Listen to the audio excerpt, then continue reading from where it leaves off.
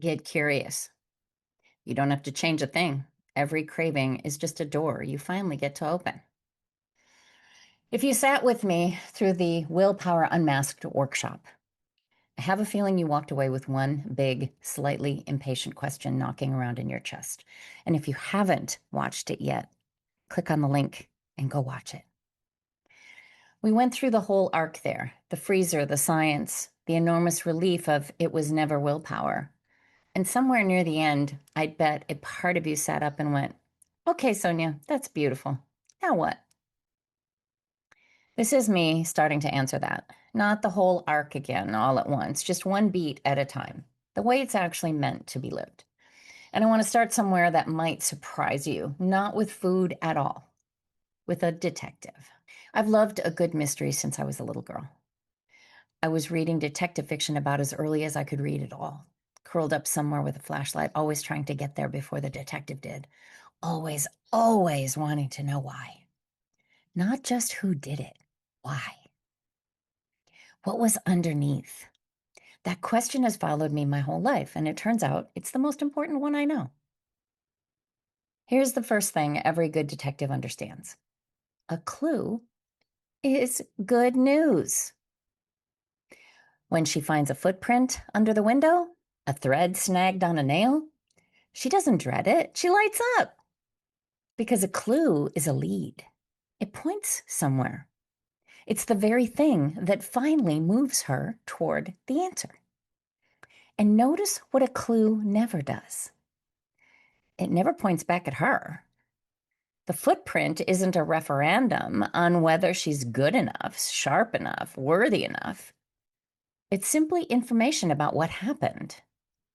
She gets to stay curious because the clue was never about her at all. It's about the case. Now look at what we do with a craving. A craving shows up. That pull toward food, louder than it should be, at the wrong time, the one we swore this morning wouldn't come today. And we don't read it as a lead. We read it as a verdict, as though the craving arrived to announce the thing we already secretly believe about ourselves, that we're weak, that we've blown it, that here, finally, is the proof we were broken all along. We've appointed ourselves judge, prosecutor, and defendant all at once, and we hand down the verdict, guilty, broken, before we've examined a single clue. The case is closed before the investigation ever opens.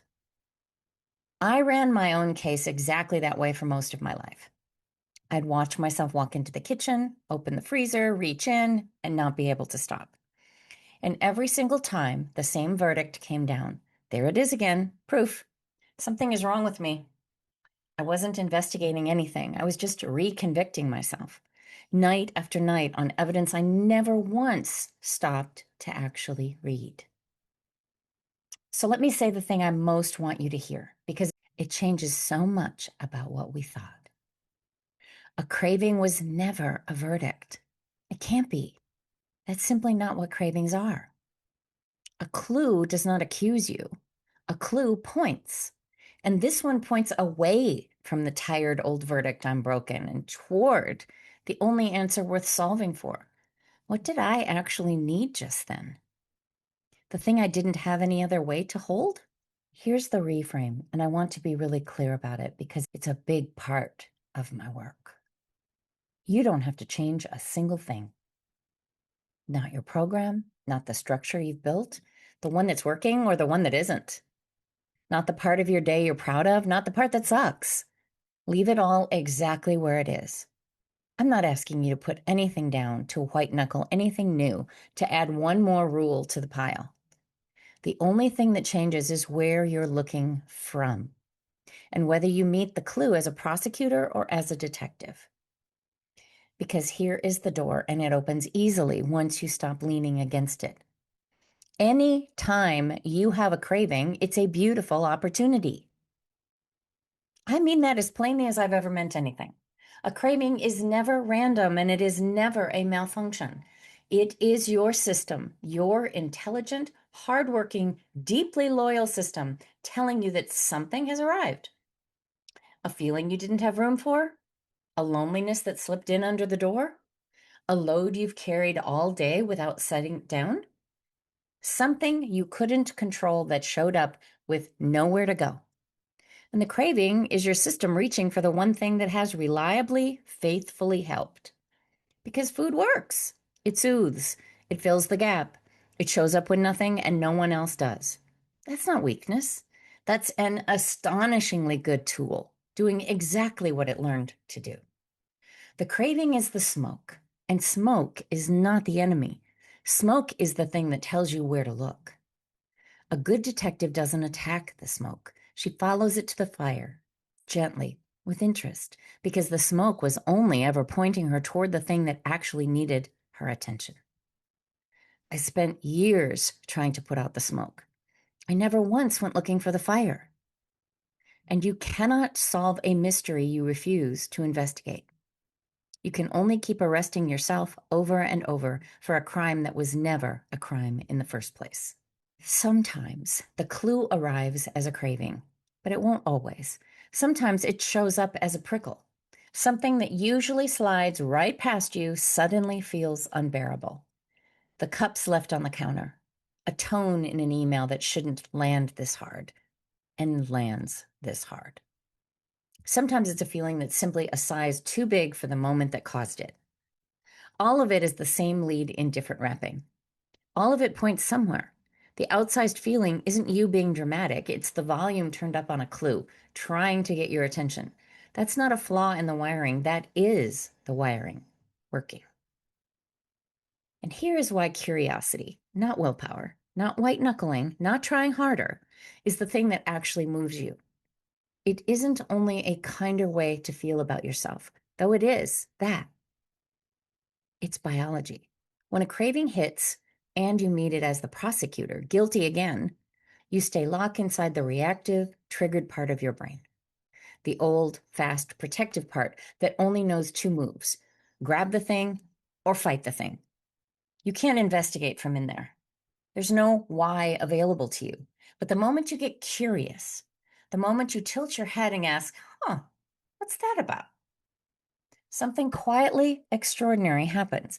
Noticing literally lifts you up and out of that triggered place and hands you back your prefrontal cortex, the part that can wonder, consider, follow a lead.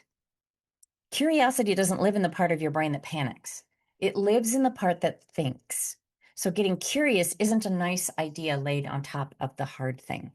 It's the mechanism. It's the bridge. Noticing is what stands in the gap between the craving and the reach, holding the door open just long enough for you to see through it. So here's what this actually looks like. And notice how little it asks of you. The next time a craving knocks, tonight, maybe at 9 o'clock in the kitchen when the house has gone quiet and the whole day's weight arrives at once, you don't have to fight it. And you don't have to obey it on reflex. You just have to get curious about it, the way a detective leans over a fresh clue, genuinely interested for the first time. What showed up right before this? What's loud in me right now? What have I been carrying all day that I never got to set down? What am I really reaching for? Because it was never truly the food. You don't have to answer perfectly. Some nights you won't answer at all. You don't even have to not eat. Let me say that plainly because I mean it. Getting curious is not a clever new technique for not eating. Some nights you'll get one good question in and reach for food anyway. And that still counts. That's still the investigation. That's still a page added to the real case file. Not the old one, the one stamped, "What is wrong with me?" but the new one, the true one. What do I actually need? Every craving you meet with curiosity instead of contempt adds a line to that file. And slowly, lead by lead, you stop standing in your own dock as the accused and step into the role you were always meant for, the detective, the one person finally, fully on your own side, the one trying to understand you instead of convict you. That's the whole beginning, not changing the thing, changing how you look at it, treating yourself like a mystery worth solving instead of a case already closed. You were never broken. You were always leaving yourself clues. With love and light, Sonja.